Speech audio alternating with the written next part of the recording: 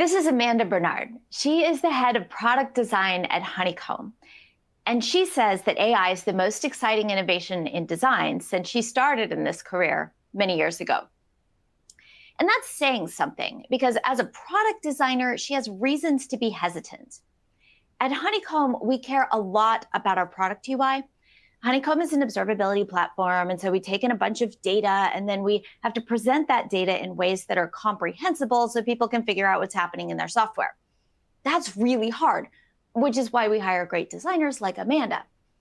But AI, and in particular MCP, ignores our precious product UI. And yet Amanda is excited about MCP because it brings that sweet production data right to where people are. And that's why MCP is an MVP. I'm illustrating this with our internal experiences of implementing an MCP very recently so that you can learn what we've learned. For instance, internally, our salespeople could log into Honeycomb to find out what people are doing in the product, but they don't. However, they will type in Claude Desktop, hey, I'm working on this account. Can you tell me who from this account logged into our product and what they did there? And with Honeycomb's MCP, Claude can tell them. Or in the IDE, developers, we can finally correlate production data with code. And that closes a feedback loop from develop to deploy to operate, and then production should implement development, should influence development. That's part of our mission at Honeycomb. So it's really exciting that MCP can help with that. Okay, so it's important, but what is it? MCP stands for Model Context Protocol. And model, actually it's for agents, which also talk to a model. But MCPs let the agent supply context to the model, and that's context in the real present world. And then the protocol is important because, like Tim said, any AI agent can use these MCP servers, and any service and any person can implement them. So it connects a lot of dots. It lets the AI pull data sources together, which is fun. So an MCP doesn't connect directly to a model. It connects to an AI application, which is probably an agent. And then that AI application mediates between the user, the model, and any MCP servers and other tools.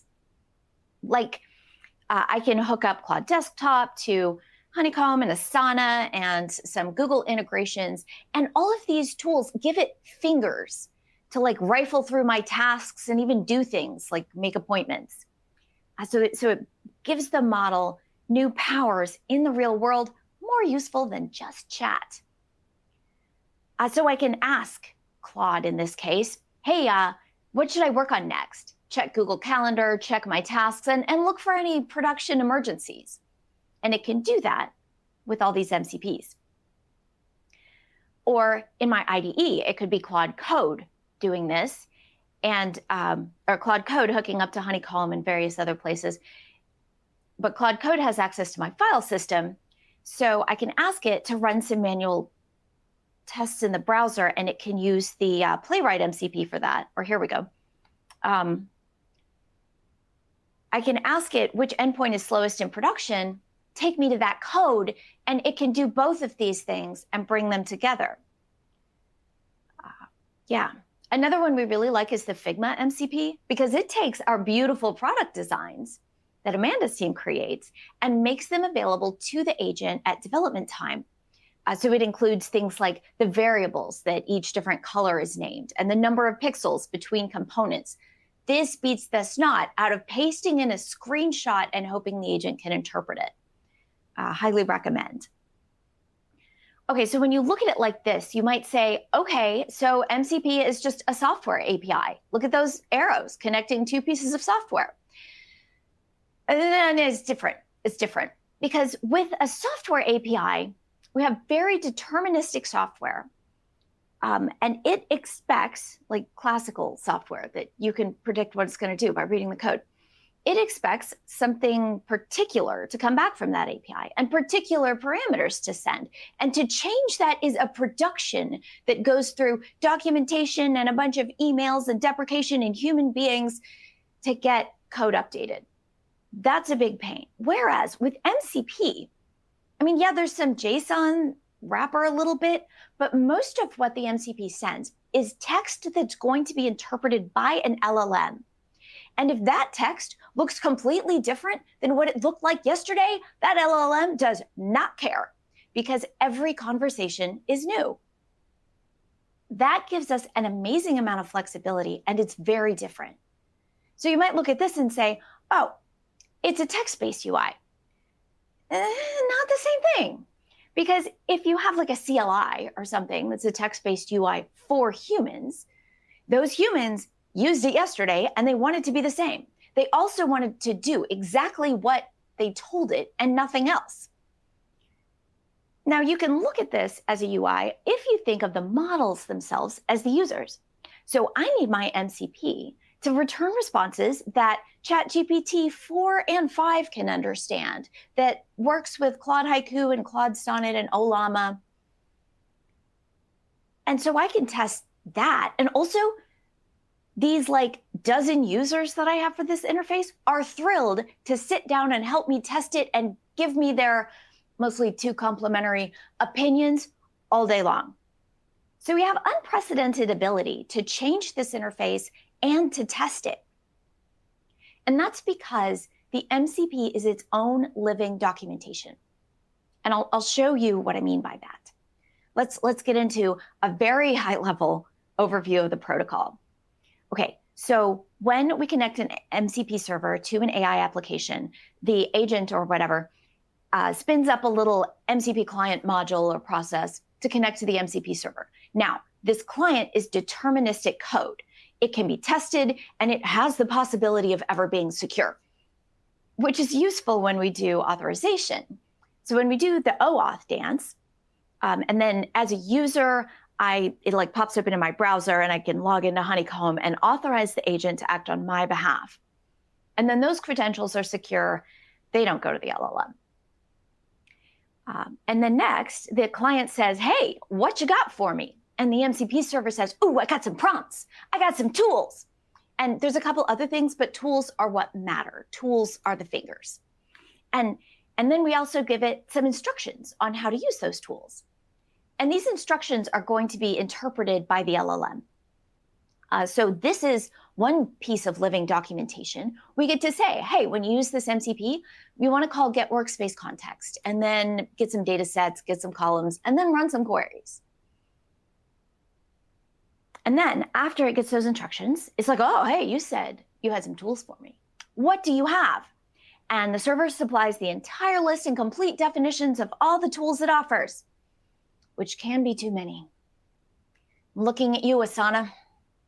Do not just wrap your software API and make each REST endpoint into a tool. No, that's just every one of these is sending a tool definition in the context of every single LLM request. And that's just rude. There's a lot of tokens involved here. So hot tip, when an MCP does this, when they give you just a zillion trillion tools, turn most of them off. I'm never going to ask it about goals in Asana, whatever those are, but I do need it to have tasks.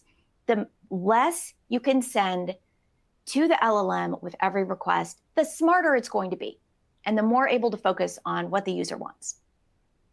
So for instance, here's a tool definition. It's got a description and it's got parameters, and there's a whole bunch of curly braces and quotes, and therefore tokens in this data. So fewer tools are better. Just make it support what the user needs. All right, so the application gathers the prompts, which include the tiny bit of text the user sent, a bunch of system prompts, all those instructions, and then all those tool call definitions, and ships them off to the model. And the model responds with, well, what comes next is clearly some tool calls. It gives a list of tool calls back. The agent intermediates there and passes our tool calls to our MCP. And then we supply some sort of text. And then that gets back to the LLM along with the complete conversation history and everything else. All right, so what does that look like? For instance, the LLM might say, run a query. I want a count and a heat map. And we respond with ASCII art. This is copied directly out of one of our responses. We tried JSON. It used a lot of tokens and wasn't super communicative. I personally agree, not super communicative. CSV is a little better, but actually, somehow, the model can interpret and work with ASCII art, and it's more efficient. So that's what we send now, in some cases, where it works. I love that. Another example, if the LLM asks for a trace, we respond with some of what it asked for. It asked for all the spans in this distributed trace. Give me everything that happened in this request. And we respond with an interpretation of that and some of the data. So we've got a little bit of JSON and structured data here, but then the meat of it is in this text. And we tell it, hey, I know a large trace when I see one. This is a large trace. What you probably want to do is zoom in on the slowest span. Here's the tool call for that. And then below that is a CSV block with some of the spans. So we're being opinionated in what we send back. We're not just following instructions as a human would expect from a CLI. That's what I mean by MCP as its own living documentation. In our instructions and in our responses, we're guiding the model with what it's likely to want to do and directions it can go, and then the model can interpret that with respect to what the user said. And you can give it guidance in a way that a human would find rude.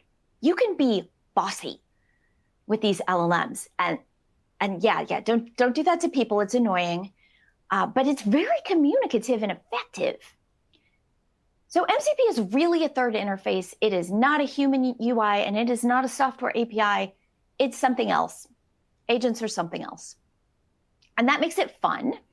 Some of the design principles we've started to learn are about the fewer tools and conserving tokens to make it smarter and giving it these instructions. There's kind of a taste to like actually telling it what to do. We're not just supplying data, we're supplying expertise in our responses from the MCP. And because we get this feedback loop and we can change it frequently because every conversation is new, we can learn these design principles and please, let's share them with each other as fast as we can. The feedback loops are everything here. For instance, from production, we can see what the LLM is doing. Here's an error that we got a lot of for a while. This is a crappy error. It basically says, you're wrong, stop being wrong.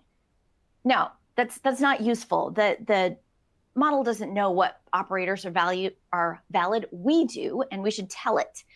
So here's a better one that we moved to. Hey, you used the same column name for these two places. Here's why that doesn't make sense. Here's what that really means. Here's what to do instead. Yes, expertise, supply it, including in the error messages. All right, here's another one. I like this one. For a long time, it kept saying that we should count some field, but we were like, no, it's just count. We don't count fields, we just count. And it kept doing it. And eventually we got the message and somebody looked into it, and our data store actually supports counting only the rows with a value in this field. We just never exposed it in the UI. Well, now we have an interface that we can just change. So we did. We made this work. And then the error stopped on July 28th. And a few weeks later, we're like, hey, let's give this to people too. And we went through the change log and blah, blah, blah process to put it in our human UI. So the MCP has given us feedback that improves our whole product. Also, we notice that the errors in the tool calls, they're just part of the process. They're not failure. Because if we want this tool call to work, well, what is work? Success is not at the single tool call level. It's at the whole conversation. We need to consider all of these pieces, the agent and the model, and whether we were able to satisfy the human's request. So for that, we can't just test our MCP. We have to do evaluation. where we pick an agent, we pick a model, we hook it up to the Honeycomb MCP unknown data, we give it a prompt that it ought to be able to solve, and then we evaluate whether it succeeded. And when we evaluate, we give it a pass-fail. Did it solve the problem? We use an LLM to judge that. How long did it take wall clock time? How many tool calls? And how much did we spend on tokens?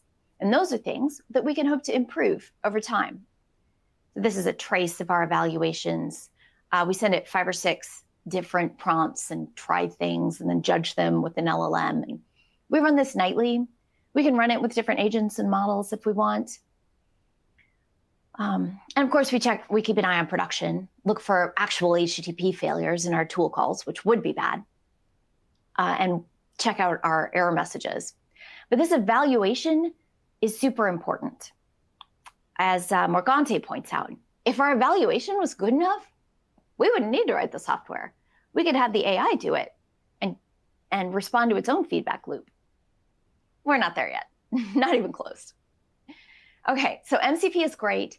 It's its own interface. It brings that data right to where people are. It puts the context that our service offers right where people need it to combine with others.